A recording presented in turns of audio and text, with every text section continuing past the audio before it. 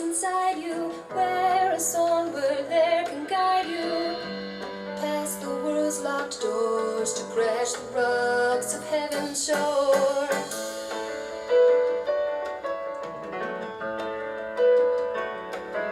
In solitude of peace inside, bird sings to teach the spring of why. Who needs to bring a child to me, the one who carries out your wildest dream.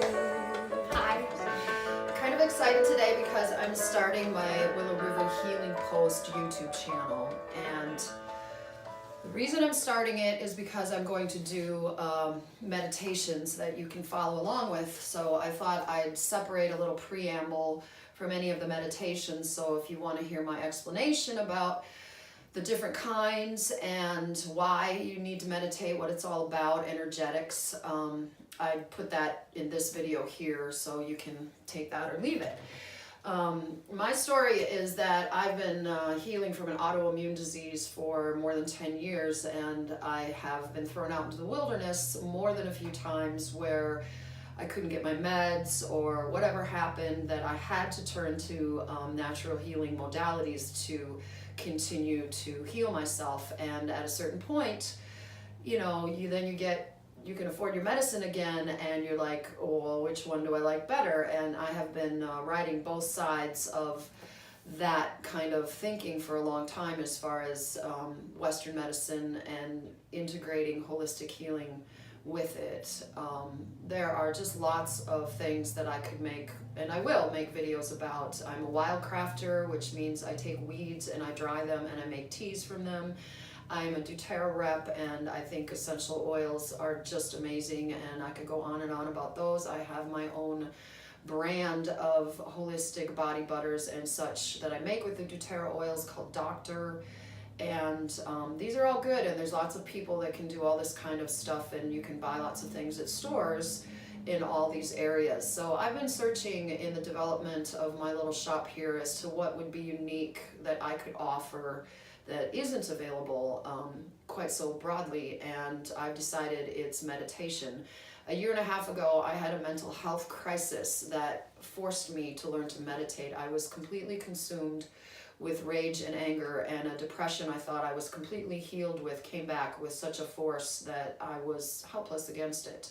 So I started studying with spiritual scientists, I guess is what you have to call them. There's really an incredible movement of citizens, light workers, guiding the field of energetics, and meditating is really about acknowledging that you have a light body and getting to understand the concepts of the electromagnetic universe and how you align and heal yourself by cleansing with those tools. So what I'd like to tell you about meditation starts with crystalline structure.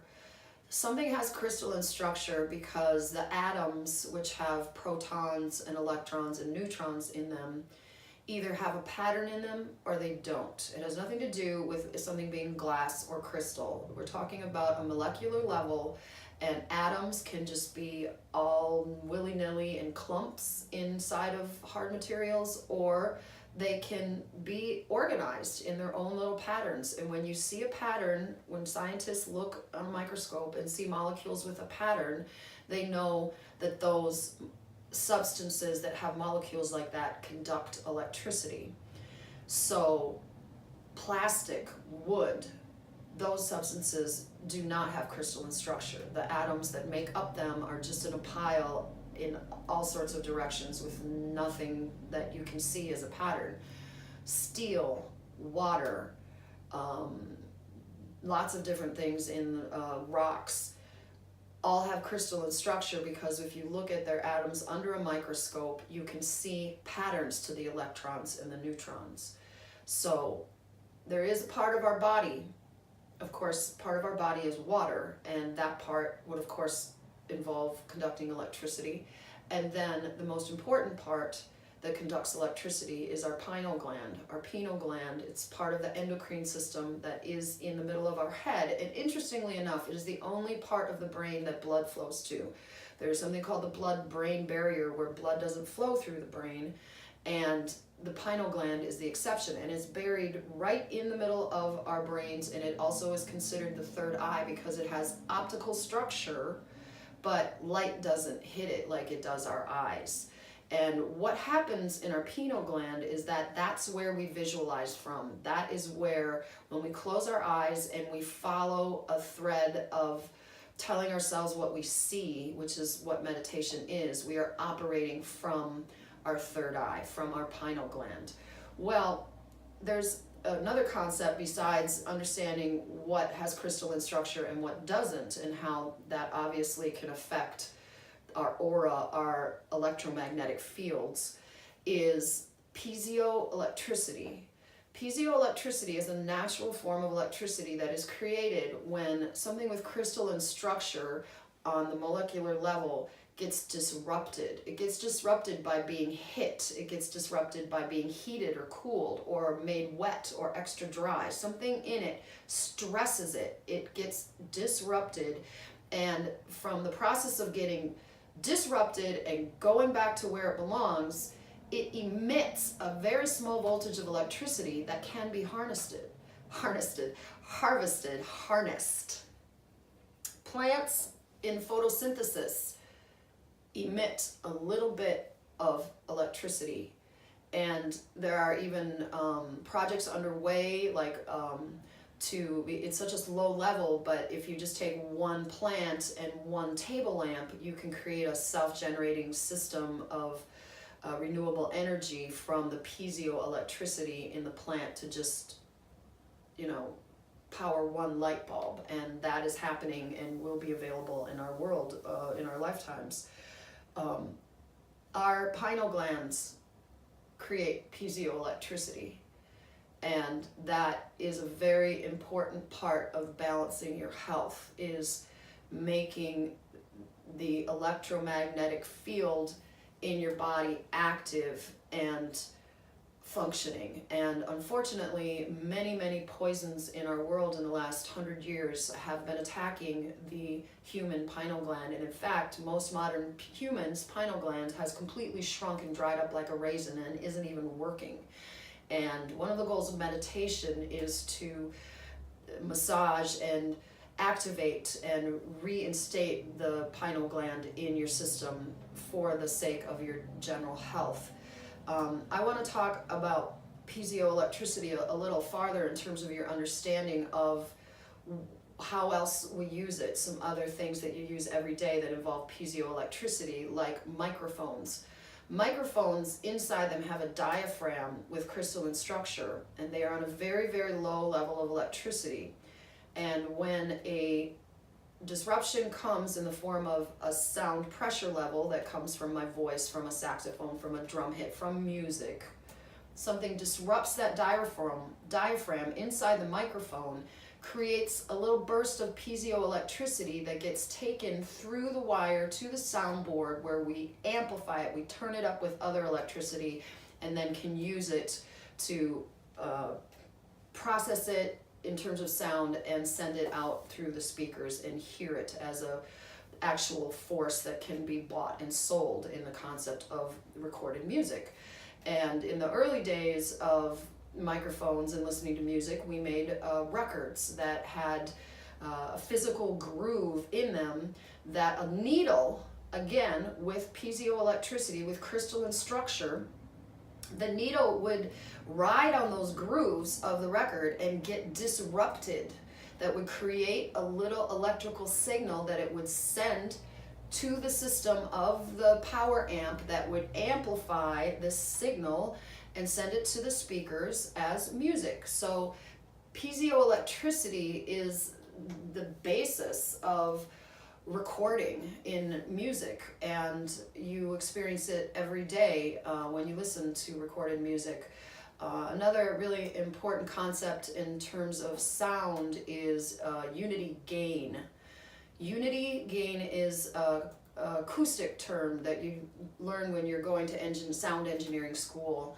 And it's as simple as taking an oscillator with 1K tone, or whatever tone you want, putting it into your system, and then making sure everything is free and open enough so that that 1K sound, or whatever you put into it, comes out the other side the same as when it went in. What goes into the system comes out the other side, unity gain.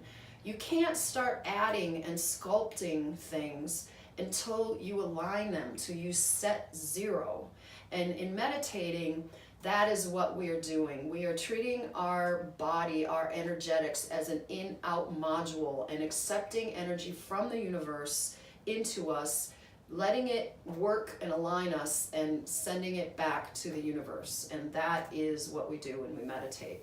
Now, I'm going to do a couple of different kinds of meditations. The first kind I'm going to work with involves chakra alignment. That's the one I learned for myself. I've gotten some training and straightened out some of my concepts, although it is really fun to mess around with it on your own. And that also involves stretching and a little bit of self-chiropractic, which you will watch me do, and I will do a separate video on that if you want to learn the physical part of what I do for that. But you don't have to do that. You can just sit in a chair and follow my voice. And most of the groups I work with, people don't do my physical part yet, but that's up to you.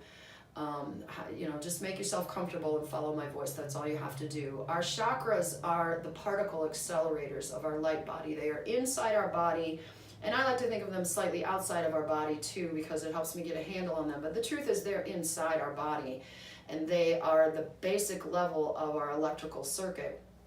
There's a 12D grid around that.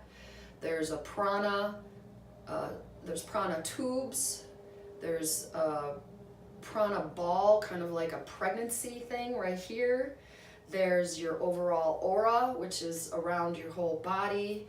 There's your herkaba light vehicle. There is a Christ grid around all of that. And so our light body has a lot of layers, and it's kind of like a jungle gym. Meditating is not holding still, really, ever.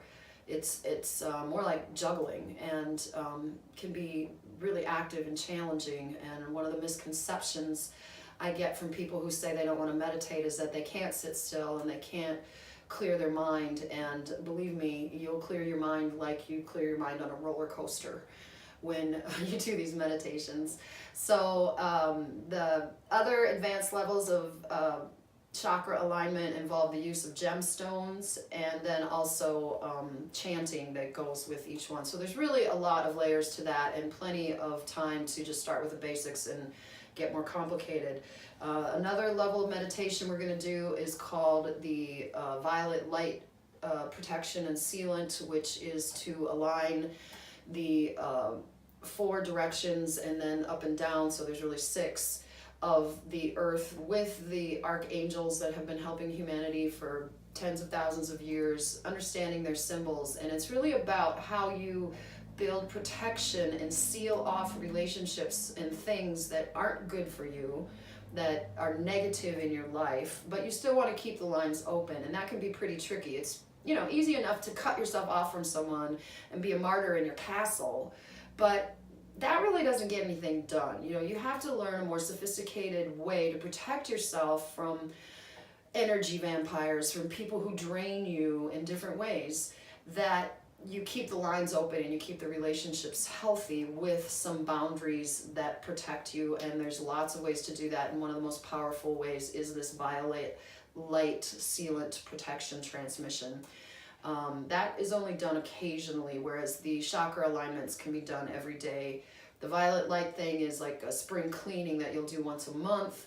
Then we have the unity prayer, which is an ancient prayer that comes from the last 2,000 to 3,000 years of tribal cultures, Aboriginal cultures, native cultures. We're all doing it without communicating with each other. And the important thing about the unity prayer is not only does it establish the pranic tubes, which come in through the top of your head and the bottom of your head and create this embryo of light around your gut, but it resets the Holy Trinity.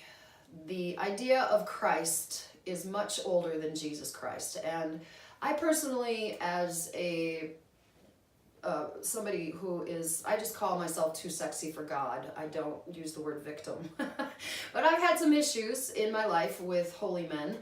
And, that consistently drove me away from the light of Christ. And I have been able to regain my relationship with Christianity by going to the older version of it. And here's what it is. There is a Holy Trinity that is Mother Earth, Father Sky, and you, the Holy Child. And the problem with modern Christianity, which I'm saying is the last 2,000 years of the people who invented the modern religions, and it's more than Christianity, it's all the modern religions, they cut women out. Sorry, was I yelling? They replaced Mother Earth with the Holy Ghost.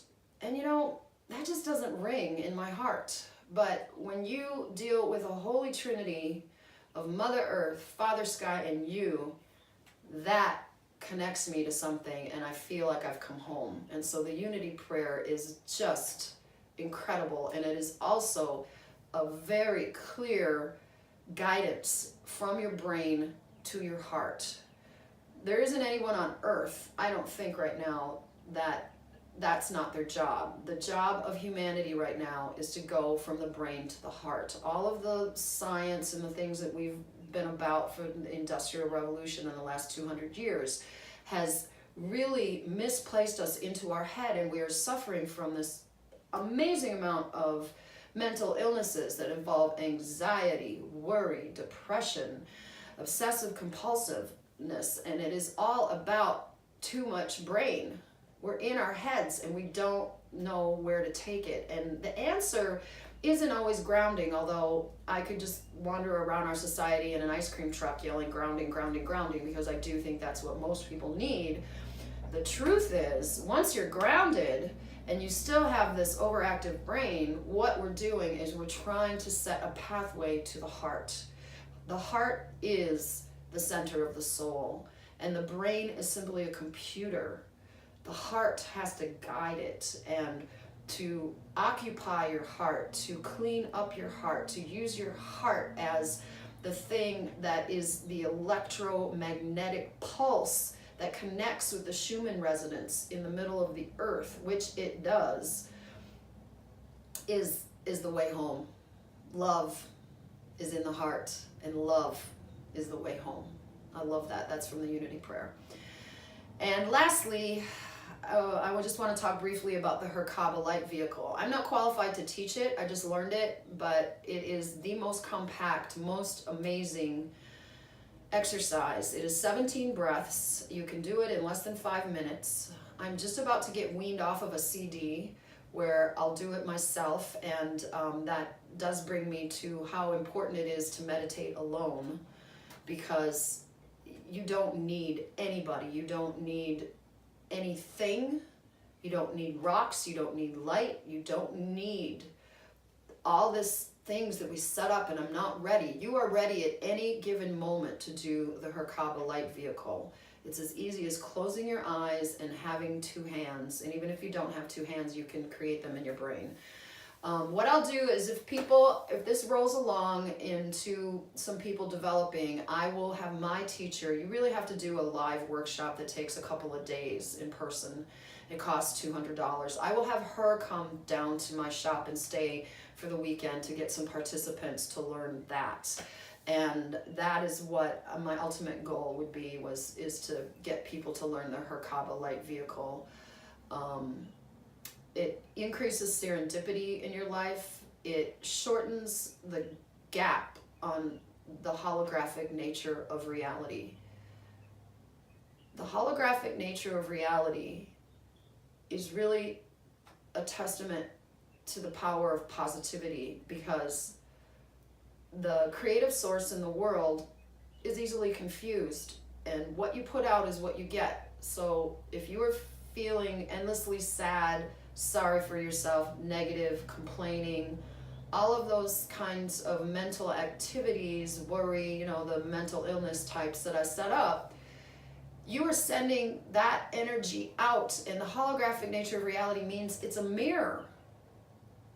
Reality is a mirror, and so it's just going to send you back more of what you give. So if what you're giving to the world is a lot of negative energy, then the cycle will be completed by negative things coming back to you.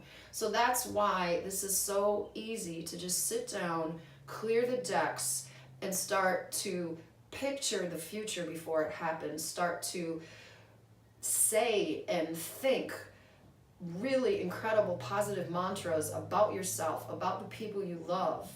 And this is how hospitals in China and in South America operate without any Western modalities at all. They are energy healing hospitals, and I have seen videos of, you know, Buddhist monks coming in and laying their hands over somebody with a giant tumor you can see, and the tumor disappearing, and you watch, you know, there's lots of weird testimony you can get into online. And the thing I want to say about that is they are chanting something over and over again, and you go, okay, what are they saying when they're doing that? And the translation is simple: thank you, it is already done. If you don't know what to say or to do, or at least to stop a negative hole from draining you, seal it off with thank you, it is already done. Get yourself started. Make that your new mantra. That is a way of guaranteeing what you want in the world coming back to you, because it is already done, because time exists on a lot of levels and is a spiral and not a line, and we could go on and on with some crazy science here. But I've talked long enough. I am really, really excited to get this started, because it is the simplest, lowest cost thing you can do for your health, is to take a little time to acknowledge and start working with sacred geometries that create the energy system that we live off of, and to connect with the electromagnetic universe. Thanks for listening.